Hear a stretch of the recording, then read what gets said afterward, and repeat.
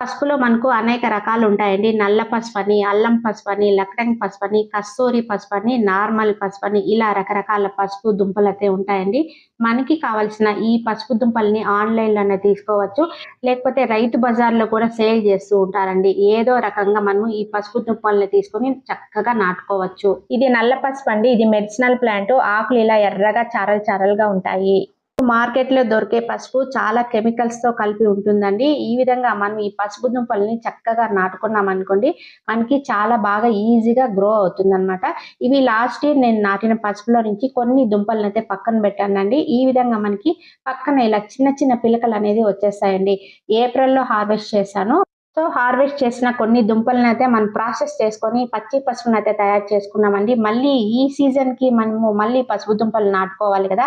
కొన్ని దుంపలనైతే పక్కన పెట్టేసామనుకోండి, ఈ విధంగా చక్కగా పిలకలనేది వచ్చేస్తాయండి. ఒక